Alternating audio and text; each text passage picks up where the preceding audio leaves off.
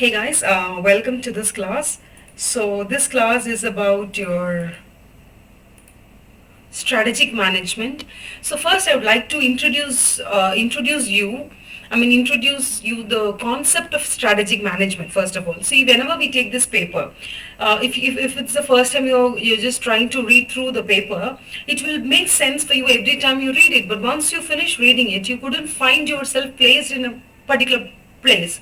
So that is a problem that we face with the subject, because it seems to be entertaining. Of course it is entertaining to read the subject because it gives you a lot of information. It is like reading a newspaper. You keep reading and then you get lost inside the information, but then you really do not know what is so important, what is just like a tip tap, and which is most important part of the paper, and how should I make something out of it. So these are all the problems that we generally face in strategic management. And strategic management as a paper is trying to give us a very different dimension, okay, in the way we perceive a business, or in the way we are doing business, or we perceive a business, or I would say in the way we find a solution to the problem. How do we tackle different situations. So it is actually it is actually a very superficial subject, I would say, because this is going to give you a head turn. It is going to give you a head start, I would say, because this has given me a sense of a sense of an wow, like that kind of an inspiration for the subject. Because when I read my strategic management paper, I was so thrilled with the paper, because I really like reading theory papers. And then when I went through the strategic management as a paper for my studies, it was very smooth, because I loved the paper, I just wrote it, I passed, and that is a kind of history. But now when I come to teach the paper, when I really went through a lot of research papers and a lot of people in strategic management who has given advice and recommendations, and who has been a consultant for hundreds and hundreds of CEOs of many startups and of many giant corporations, it is really giving a different dimension altogether from what I have perceived the subject. Because from my point of view, these things only gave me a very small or narrow, when we peep into a hole and we see a mountain, what kind of a feel would you get if you see a mountain through a small hole? That is how we will read, or we would be reading strategic management, if there is no proper guidance to how you should perceive the subject. But once you know how you should tackle the subject, how you should handle it, how you should treat the subject, how you should acknowledge it, then it is like a 360-degree eyes. You get eyes to view all 360 degrees, and then you look at the magnificent, or I would say the you know how you view the nature with so much of inspiration. So that kind of feel will be triggered within you once you get the proper guidance. I would not even say that guidance has to come essentially from a tutor. It has to come essentially from yourself, because the search starts within yourself. You should first start the search. You should first initiate the search towards what? Towards finding the true soul of strategic management. Why this paper is placed in CA Intermediate, or why this paper is getting so much of accreditation in the international platform. Why this paper is getting 50 marks out of the 800. To get the 50 marks in accounting, or to get 50 marks in law, we have to go through so much of law. Yes, so much of sections, so much of so many things. But when it comes to strategic management, it seems so simpler. But then we are not able to get a hold of it. Why?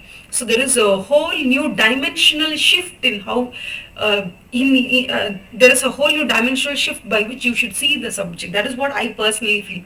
That is what I have personally experienced. Being a person who basically likes theoretical subjects, who basically loves to read long pages or lengthy syllabus, I have always had a fascination towards this strategic management, because it is always so simple, so easy to understand, it is so easy to write. It is not rocket science. It is very simple terms and techniques that is being used in the modern day corporate corporate planning or corporate governance or corporate management and all that. But now, coming out of the book or coming away from the syllabus or coming away, or instead of reading in between the lines, when I just come away from the book, from the syllabus and all that, when I when I gain so much of input, okay, from so many consultants or from so many research papers and so many I wouldn't call inspirational videos, I would call that as enlightening videos. I say strategic management is much, much more important than you and I think. At least many of the intermediate students think that strategic management either as a jackpot, because they love vocabulary, because they love theoretical papers, they just give it a read, because they come from CBSE background, they just give it a read, they just write the paper just like it's or a business studies paper madri, they just write the exam, they just pass through. It is either that kind of a subject, or it is a paper where it's kind of it's fully theory, I don't like it. It is either this extreme or that extreme. But what I would like to tell you is that beyond getting 50 marks from this paper, there is whole new dimension from where you can learn so many things. It is not just about passing the exam, it is also about, even when you want to do a business, or if you want to practice, or even if you want to exist, okay, in this kind of professional space, this subject is going to give you on a silver platter so many things that you could take home. You should take with you. These are going to be the lifetime learnings which is going to help you to deal with so many situations in your professional space, in your academic space, and also in your personal space. How to tackle, deal, how to counter operate, how to how to go with the flow, how to take some bold decisions. All these things are being, intertwined into the subject. So I would like to start, bit by bit. I would like to analyze, interpret. I would like to do everything, bit by bit. But what at the end of the class, what I really want you to do is that don't just see this subject, especially don't see this subject just as a 50-mark paper. Don't see the subject just as a theory paper or vocab, okay? This is much, much more. This is beyond the roof. This is going to give you a lot this is too much for you to handle at this age. If you're really going to understand whatever is being given in this book and the real-time application of these things, then I would say it's much, much more energetic, and you have gotten so much into yourself at this age, and it is going to be really good for you. Okay, so let's without any further delay, let's start with strategy. I'll tell you what. So in the initial stages, the word strategy will be used only in the wartime zone, or when a war is happening between two countries. Only in the wartime or in the war zone, the word strategy was used. So strategy was basically, it was like a plan. It was like an action plan, or it was like a plan that we have come up with. When we have a team and we are coming up with a plan, we are talking about what should we do in order to win the other. Okay, we have an enemy, we have an opponent. What should we do in order to win him over? There are constraints. For example, if we are from tropical area and our enemy is a Arctic zone country. Okay, your enemy is an Arctic zone and you're a tropical country, then what will happen is that your military people or military personnel or your military guys would not be able to withhold the weather of Arctic region. And in the same way, the Arctic region, okay, if they are to fight with you, so what will happen is that your temperature zone is different and your opponent temperature zone is different. Do you understand? For example, when the World War II was happening, a lot of Indians, okay, represented Britain, and they went to many countries for war. Which means that when the country in which Indians are fighting, okay, Indians are fighting a war representing Britain, because we were the slave country of Britain, okay, we were the colony of Britain, okay. So as a result, what happened was, Indians, if they are not able to withstand the temperature, what should you do? What should you do in order to withhold the temperature? What should you do in order to overcome the temperature? So of course, in war, countries are being faced with some restraints, constraints. We have so many problems, we have so many odds against us. We have to peek through all those things, and then we have to confirm a victory. We have to make it sure we win. So there is a lot of learnings from war, and the very word strategy, okay, even in dictionary, it has its origin only from the wartime usage. And how did it enter into the business area? Because initially, whenever we talked about business, it was all about how to plan the business. Okay, business planning, business execution. So the policy should be properly executed. It should be implemented. It should be evaluated. It should be kept in proper control. There should be proper guidance. These were the words you could usually find, because business policy or business management or business, even the word business policy, it first found its origins only in the late 1910s or 1915s, which means the word strategy entered into this business sphere much later. So what do you mean by business policy? The policy is an intentional statement. I have a statement and I have an intent statement. For example, I'm the Tata company. So as a company, I have an intent statement that what I should be, what I want to be in future. Our company wants to represent these things, and these are all the policy decisions we represent. So it is like a character description. For example, when you're seeing a movie and then they explain the character of hero, they say he's very good, he's a well behaved, he's a good mannered, he's a very patient guy, he's a very intellectual guy. So how do you represent? How do you present a character? In the same way, when a company wants to present itself, okay, when a company wants to present itself in the business sphere, it is explicitly telling that in terms of policy, in terms of policy decision making, in terms of its business policy. For example, Tata company gives more importance to employees than customers. Because I'll tell you an example. There's this segment of Tata that deals with jewelry. Okay, there is Tanishq. So Tata has a segment called as Tanishq, and Tanishq jewelry will close. That is, the jewelry shop will close exactly by 8 o'clock. Whereas the competitors, for example, Kalyan Jewelers or any other local jewelers, okay, they are kept open until 9:30 or 9 o'clock. So for the first question was, why is that Tanishq is closing the shop exactly by 7:30 or 8 o'clock? What is the necessity? Because customers are waiting in line. Customer wants to visit Tanishq even at 8:30. Because every customer who's working elsewhere, okay, will finish his or her job or business hours only by 6 or 7 or something like that. And after that they have to refresh and they have to come to the shop only by 7:30 or 8:30. But the shop exactly closes by 8.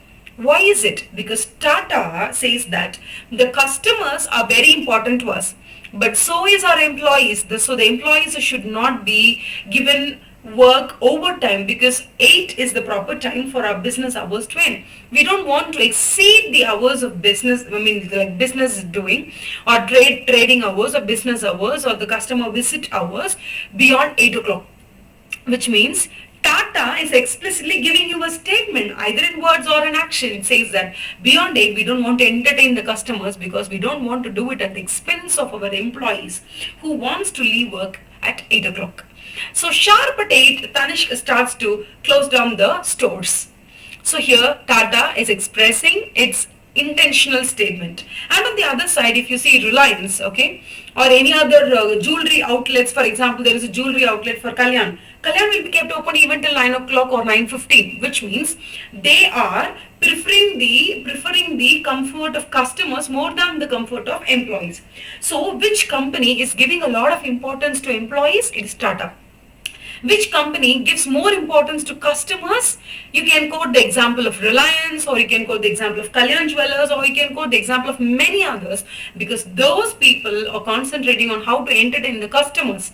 But Tata is uniquely positioning itself to explain that we value the time, the personal and the work-life balance of our employees too. So this is the business policy. What is your policy? What are you intentionally trying to explicitly tell the people? What are you? What do you represent? And how are you going to do business? Are you going to increase the business hours and entertain the customers, or are you going to reduce the business hours? or you're going to increase the business hours and put two shift of employees. First shift people will work from morning 8 o'clock to 2 o'clock, and second shift of employees will work from 2 o'clock to 10 o'clock, because you don't want to miss out the customers, and at the same time you don't want to compromise on the work-life balance of your employees. So what is that you're going to do? What is your business policy? Which means that business policy is definitely a thing. Okay, the business policy is definitely a tool, a mechanism through which you're going to plan and activate everything. But then what do you mean by this strategy? What do you mean by this strategic management? So generally when we talk about management, what management actually means?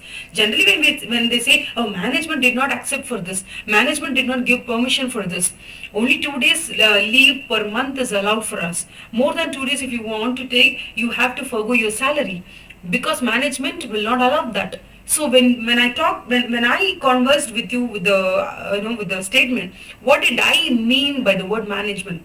Management means a group of people, a group of topmost personnel, or a group of top managers who are managing the company, board of directors. I meant that. So management means group of people who are making decisions. So that is one way of conferring the word management. What is the other way of saying the word management?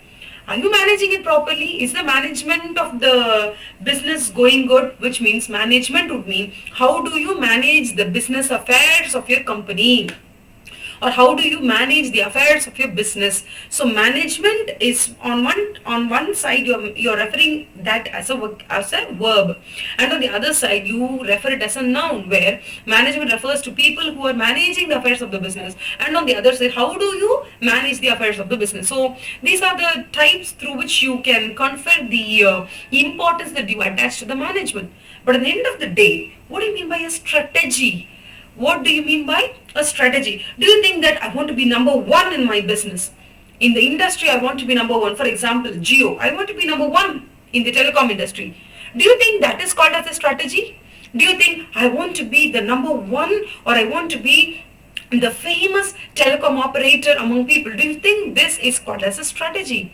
No, because every telecom operator wants this. Everybody wants to be famous, everybody wants to be profitable, everybody wants to be number one, which means every small businessman, okay, every small competitor in the industry. For example, if you are in the telecom operation in India, there are hardly 4 or 5 competitors. And then if you are in the jewelry section in India, there are multiple competitors for you. Even a very small competitor would like to be number one someday, which means becoming number one, or being number one, or maintaining the number one position is not a strategy. It is just a goal or vision or an objective that you want to reach. But in order to reach that, it is just like the wartime zone, where you have, I want to win the war. Yes, you also think, for example, India and Pakistan had Kargil war. India wanted to win, Pakistan wanted to win, both of them wanted to win. Both of them wanted to win, which means both of them wanted it. It is an objective goal. Okay, it is an objective, it is a goal, it is a vision statement. But then what India did to win, or what Pakistan planned to do in order to win the war. So, I want to win the war is a statement of vision. But what are you going to do in order to win the war? I'll tell you a better example. I'm sure that this example will sweep you off your feet. For example, let's take the example of Tokyo Olympics 2020. Even though it's been delayed for more than a year, yes, but Tokyo 2020 is the best example for the strategic management class for us. Because in Tokyo 2020 Olympics, China has participated with more than 400 participants. So nearly 406 participants, okay, has been sent by China to Tokyo 2020 Olympics. Now, China's only goal is to gain maximum number of gold medals. They don't even give some respect to silver or bronze. They only want gold medals. That is what they try to have. So we're talking about the difference between your vision or your objective or your goal versus strategy, which means United States has a vision. What is it? Number one. In what? In number of gold it has, gold medals. Even Japan wants it. Even Britain wants it. Britain wants to be number one in number of gold medals. And US wants number of gold medals to be the highest with them because it is a kind of a cold war. Who is most powerful? Who is most powerful in sports? Who can host the sports? Can you host the sports? Because China is sending 400 participants to your country. Okay, and America would send another 500 to your country. And altogether there is 11,000 and plus participants from all over the world to your country. Will you be able to host the program? Will you be able to host the sport festival? That is on one side. That is on one side of the story. But on the other side, what is the most important? What is the most important criteria? Is that every country has one goal. At least every top country who wants to have, who wants to be in the top 3 or 4. Okay, they all thrive on only one goal. Do you know what is the goal? Most number of gold medals. Who is number 1, number 2, number 3? So United States has the same vision, Britain has the same vision, Japan has the same vision, and China has the same vision. But do you know who is winning now? It is obviously China. Okay. Until now, as of now, as I'm recording the class, until now it is China who is bearing the most number of gold medals. It's in the month of August 5 I'm recording the class 2021. Until this point in time, as far as I believe, okay, as far as I know and I believe, that China has most number of gold medals with it. Even on the first day it had the most number of gold medals, which means its goal is to have most number of gold medals, and it is kind of achieving. But what is the strategy that they are using? That is the most critical thing you and I have to listen to. What is a strategy here? Strategy. I'll tell you 3 important points. Point number 1. China is concentrating on the sports and the sports where you can achieve the gold medal through a rote routine. Rote routine, R-O-T-E. Rote routine would mean get up early in the morning. Okay, go to the training center, do whatever you are instructed to do on a mechanical basis over and over again through number of years, because you started to train at the age of 15 or you started to train at the age of 12 and you're going to compete at the age of 17. So the rigorous number of years, rigorous training through 7 years, you're doing the same work again and again. Do you understand? Rote routine. And number 2, do you know what they are doing? They are preparing girls. 70% of the participants in the Tokyo 2021 Olympics from China are girls. There is women champions, which means China has sensed that most of the countries are not giving much importance to the women athletes or women participants. So if they are concentrating more onto the women-centric games, then the opponents will be less fiery or less talented, which means that the opponent section of the whole or across the world countries, they're not concentrating on women athletes because they're more immersed with men Olympics or men athletes or men-centric games.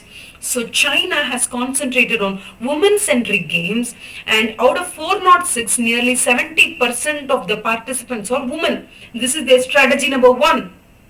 Concentrate more on women-centric games, where across the world countries are concentrating on man-centric or men-centric games.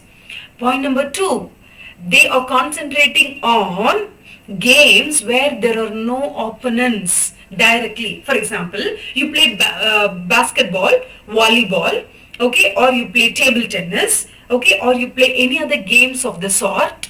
You will have an opponent directly, and your winning is directly proportional to the your winning is directly related to the talent of the opponent. See, for example, you're a talented player in table tennis, but if the opponent is more talented than you, then you will fail. But China has been very, very, very proactive in choosing a strategy. What is their strategy? They are concentrating more on air rifle, 10-meter air rifle, on weightlifting, okay, on long jump, high jump, on the hurdle, swimming. Do you understand what I'm trying to tell you? When you don't have a direct opponent who may play and who may give you an unexpected, okay, who makes an unexpected move from multiple athletes. For example, you have a basketball. You have a group of opponents playing in the field. They may give an unexpected ball. They may give you an unexpected move. Okay? Unexpected move from the opponent, from multiple athletes. I don't want that. China decided, I want to concentrate on swimming because my speed will not be decided by the opponent. My speed will be decided by my practice. The other speed will be decided by their practice. If I concentrate on my performance, that is more than enough. I don't have to concentrate on how to tackle the opponent's strategy. Do you understand? If I play hockey, it's not good enough that I know how to play. I should be more than good enough because I should know how to tackle the opponent's move. So China was very, very, very strategically concentrating that it will train most of their participants only on swimming and weightlifting sort of games where I don't have to care about the opponent, I have to care only about my performance. If a 49 kilogram weight ulla or girl is concentrating and she is on weightlifting championship, she has to concentrate on how much weight she can lift. She doesn't have to care about the opponent's tactics towards her because it is not an interplay of athletes. It is a singular play where she has to win over the others on a very uniform basis and on a very singular basis. Do you understand what I'm trying to tell? Which means cricket, you have opponents on the field. Basketball, you have opponents on the field. Okay, wow. And then volleyball, on the field you have opponents. But weightlifting, you don't have the opponents on the field. You perform separately, they perform separately. Your performance should be higher than them. That is all you want to confirm. That is all you want to achieve. So they're very, very, very clear. China is very clear. Strategy number 1, woman-centric. Strategy number 2, they don't want any games where you have unexpected move from multiple athletes. They don't want to tackle those things. Do you understand what I'm trying to tell you? And point number three is that they want to concentrate on games which are less popular across the world. Do you know what I mean? There are games which are not so popular. For example, in India, we know PV Sindhu. Yes, we know Saina Nehwal. But we do not know many people who actually play in Olympic in a very, very, very less familiar games at the place.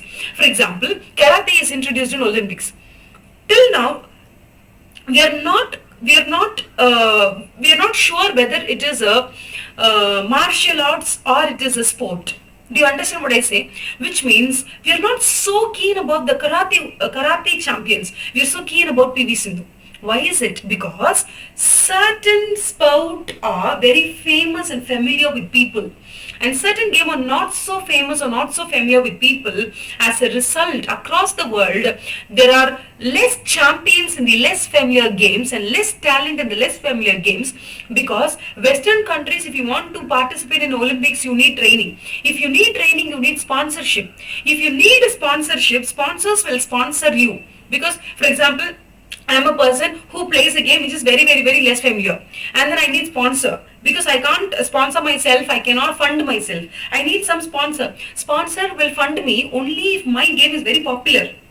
But China has an advantage here because here, who is the sponsor? Government is the sponsor for all the games, and China has picked a strategy where China is going to concentrate on the most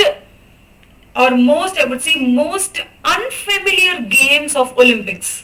It has chosen that sector where in the Western countries, even if I belong to America and I want to participate in Olympics and I want to participate in the least familiar game, any game you name it, okay, least familiar game which you're not sure about it or which you do not even know how they play or something like that, okay, and in such sort of game, if I want to participate from America, USA, then I need a sponsor who is a private agency. He wouldn't sponsor me unless either I should be familiar or my game should be familiar. But when it comes to China, China said that let us choose the most unfamiliar game because there is no most talented people across the world who is going to come into the field. So let us choose the most unfamiliar game and let us choose people from countryside with poor economic background, because poor economic background children of China and those who are from rural area will tackle the hardships of training better. So they're choosing girls from countryside in China with a heavy wingspan for weightlifting because they're from economically poor background and they're from rural area.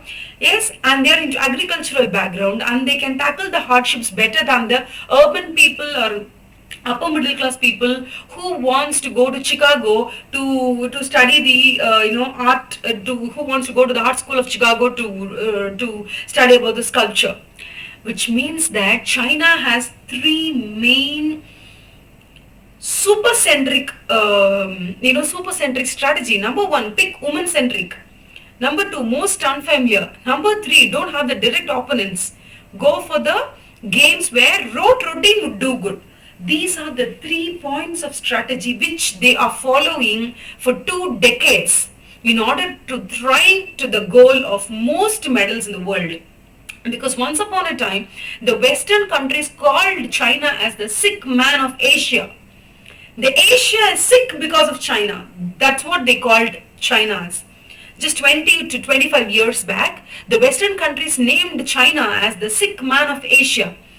And the Communist Party of China wanted to prove it wrong by bagging all the gold medals that they could possibly ever could. And that is what they're doing today. So what are we doing here? We are trying to disseminate or dissect the difference between goal, vision and the strategic management. So strategy is something that you do in order to win, that you do in order to reach some position. So destination is your vision. How are you going to travel? Are you going to take the bus or train or auto, or you're going to walk? What is the path? That is your strategy. Do you understand what I'm trying to tell you? Which means strategy is definitely proactive. Strategy is definitely proactive, no doubt at all. You should definitely have a very strong strategy. Every company must have a strong strategy, irrespective of whichever industry they may belong to. They may belong to jewelry industry, they may belong to a watch industry, okay, they may belong to accessory industry, they may belong to the textile industry, they may belong to any industry perceivable in the world. But they must definitely have a strategy. What is their strategy? What the strategy should be? A strategy should concentrate the most on what? I would tell you that business positioning is the most important thing. What do you mean by positioning yourself? For example, in textile industries or in textile or in the retail shops, there will be at least 10 most important places. For example, Reliance, they have a textile shop. Yes, Unlimited, they have a textile shop. And there are many local players in the textile shop. But the most important point is that, for example, if you take, for an example, in Chennai, you have Saravana Stores, which is very famous. And then you have Chennai Silks, which is also very famous. But they both have a very different strategy. Do you know what that is? I'll tell you what. They are trying to position themselves in the business. What are they trying to do? They are trying to position themselves in the business. Chennai Silks is trying to position themselves. How do they position? They want a bigger square feet area for their shop. They want their customers to shop in a relaxed, free, calm and composed way. Whenever the customers are entering into the shop, they don't want the shop to be squabbling. They don't want the shop to be, crowded. They want the shop to be reasonably uncrowded. Okay? And they want the shopping experience to be very calm, serene, and they want the shopping experience to be I would say with lots of musics added to it and something like that. And they want to treat the customers like king. I'll tell you what, if you enter into Chennai Silks, okay, they will not check your bags. They will not check your bags as in, okay, this customer may be a thief, he may be a robber. He will just, he'll just rob my things off. I should check his bag. I should put a tag on to him. Okay, get the bags from him. Get the bags from him, put a tag, check his bag. No, I'm not going to do it because I'm Chennai Silks. I am going to allow you into my shop even if you have a helmet with you, a handbag with you, okay, and a shopping bag already. Because you've been out of Puthi's boutique and you already have a shopper's bag with you. You may take the bag with you inside Chennai Silks if you want to. Or you may put it in a token center where you give the bag and they give you a token and you can carry the token with you. It is all your decision making. If you want to put the token, you can. If you don't want to, you don't have to. That is the space that Chennai Silks is offering the customers. And then, point number 2, they have a canteen. Okay, and it is spaciously designed. And every floor of Chennai Silks has a very good ambience of restrooms, cleanly maintained, which means that all of this will be replicated or represented in terms of high price tags of the products. Now, don't you think it is a bit unusual, because people will always prefer the shops where the prices of the textiles are the minimum. Don't you think so? But Chennai Silks are very clear. If 100 people are coming to shop, okay, if 100 people are coming to shop, Chennai Silks wants to choose which targeted customers should I entertain. Is it the 60% of people who wants to buy it at minimum price, or is it that creamy layer of customers who wants to buy irrespective of the price? They want the best shopping experience, because they wouldn't mind to give you extra 150 for the same jeans which could otherwise be available in Saravana stores for just 700. But here they have to pay 1000 rupees or triple, and they don't mind it.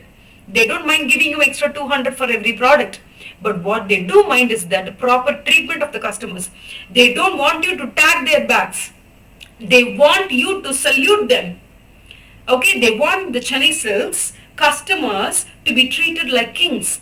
They wanted your employees to treat them well. This is what the customers, that is that 10 to 15% of creamy layers of customers want the Chennai Silks to be like that. So here, what are we talking about? We're talking about a strategy. What is the strategy chosen by Chennai Silks? Chennai Silks wants only 15% of the total customers. From the 15% of the total customers, they will make the profit. How do you think so? Because their profit margin is way higher than the competitors. Will the customers give the high price tag? Yes, they are ready to give. And this is market analysis and research. People are ready to pay extra 150 rupees because they don't want to crumpled down. They don't want to get crumpled down in Saravana stores. They don't want to have a crowded shopping experience. They don't want to be treated as a robber or as a thief. Once I entered into Saravana stores, how do you get the treatment? First they'll ask you, what do you want to buy? This is how Saravana stores will treat you. There's a lot number of people will keep on entering into Saravana stores. And what they'll ask, there will be one or two girls in the entrance. What they'll ask you, what do you want to buy? First they'll ask you, okay, bring the handbag. Let me check. You should not have any clothing inside that. You should not have any cloth pieces inside that. You should not have any dress material inside that. Okay? They'll first check that. And then what they do? What they do is that you should not have any bags with you. You should not have any bags with you. Go to the token center. It is in the underground. They will just dominate you. They will not treat you as king. Rather, they will treat as if they are the king and you are the people of the kingdom. What will they ask you? Go to the underground. Put the token and come. Keep the token properly. And then the restrooms in the Saravana stores are very crumpled. It's very, very, very cramped. And then whenever you enter into a particular section, there's nobody to help you out there. The customer service is very bad. But then the dress materials are mounted in heaps and heaps. You have to go search it. Nobody will help you. But then you will find the dress piece at the rate of 700, which is available in Chennai Silks at the rate of 999. So what is the difference here? Saravana Stores has come to a peace settlement with himself or with itself that my targeted customer is 60% of the lower middle class or low class people who wants to buy, or low middle class or middle class, everything, who wants to buy at the low price tag, irrespective of the crowd, irrespective of the cramped restroom, okay, irrespective of the ill treatment of the customers. They would like to come because they don't want to give extra 300 rupees on the same pant or on the same trousers. This is the strategy of Saravana Stores. Saravana Stores wanted to give the low price tag. If they have to give the low price tag, then they have to cramp the space. They have to increase other things. They have to cramp the space, they have to decrease the customer support, they cannot treat you well, it has to be a crowded space, but then they will guarantee you a low price. But Cherry Silk cannot guarantee you a low price, but they can guarantee you that they will treat you well. If you want to be treated well and you have a good amount of, if you have a good amount of cash in your wallet, walk into Chennai Silks. Okay, if you are a very budget oriented person and you really want to buy everything at a low price tag, okay, despite the crowd and cramped building, then go to Saravana stores. So what is the strategy here?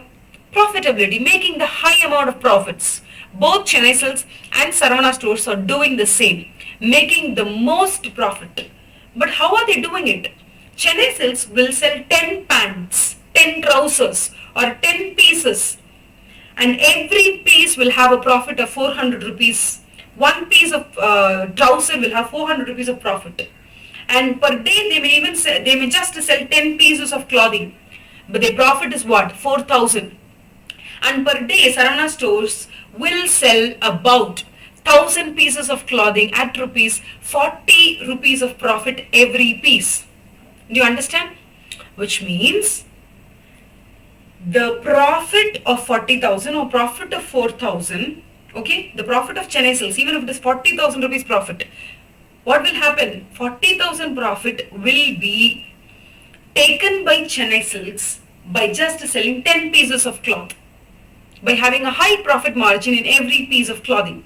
But the same 40,000 rupees of profit can be reached by Saravana stores by selling 1,000 pieces or 2,000 pieces, because here profit margin is low, here profit margin is high, here customer base is low, here customer base is high. Chennai Silks will have around regular customers of 50,000 customers, regular customers, but here there might be around 10 lakh customers for Saravana stores, which means that both the companies are very right in their perspective. They want high profit. But how do you position yourself? How is your business positioning?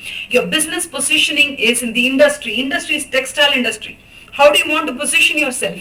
Saravana stores wanted to position itself as the low price tag textile maker or the textile retailer. And the Chennai Silks wanted to position itself as the high ranged price tag or the high ranged customer service or the high ranged treatment of customers or anything you want to say in the high end. It is Chennai Silks.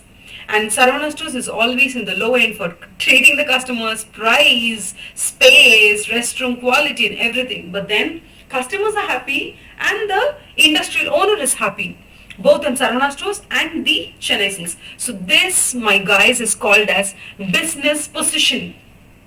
So what is that you should do for the strategy? What do you mean by strategy? Strategy is first positioning yourself in the business, positioning yourself in the industry. Your business has to position itself in the business or in the industry. If you're Saravana stores, you have to position yourself in the textile industry. If you're Tanishq, it closes by 8 o'clock. Kalyan, it closes by 9 o'clock. Tanishq has the highest price tag.